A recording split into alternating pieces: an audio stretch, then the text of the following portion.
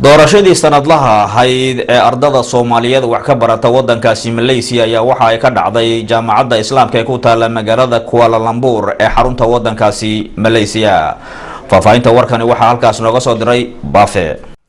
doorasho sanadlaha ay gudoomiye cusub ku doortaan ardayda Soomaaliyeed wax ka barata Malaysia ayaa waxa ay ka dhacday jaamacadda Islaamka ee ku taala caasimadda Kuala Lumpur.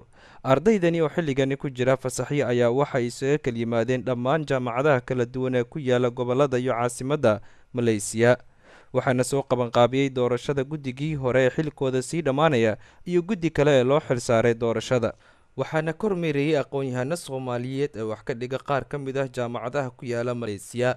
ardayda ayaa hoolka doorashada ku soo galayeen baasaboorka Soomaaliga iyo kaarka ay ku dhigtaan jaamacadaha si aysan goobta u imaanin dadka kale ee deegaan ahaanta u jooga Malaysia. waxaana isu soo sharxay xilkani 4 musharax. daqiiqada kadib ayaa waxaa ardayda loo qaybiyay kaarka ay ku qornaayeen 4 musharax magacyadooda, waxayna calaamada saxda saarayeen ardayga ay rabaan inay doortaan.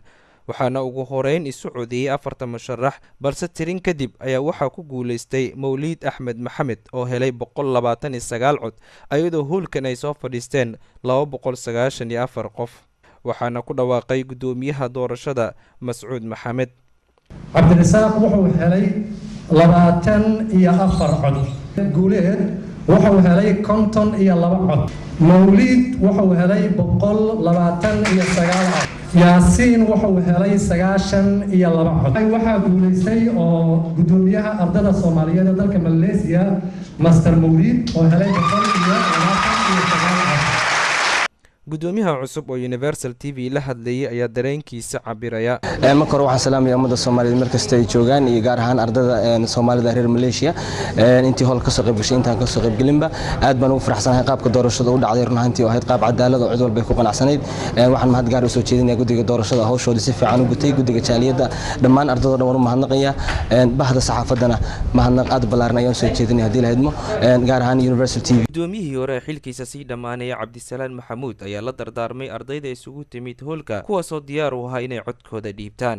marka xalintiina maanta matalaysaan oo dadkii ugu badnaa ahaa dadkii maanta inoo yimid in ummadda Soomaaliyeed dhammaanteenu markii aan iswaafaqno oo aan isku raacno in shuruudihii iyo nidaamka la dejiyay aan raacno inaanu matali karno ummad jirta at the same time raaci karto qawaaniin sida dadka qaar ay naga sheegaan oo ah inaan ahayn dad caynkaasa.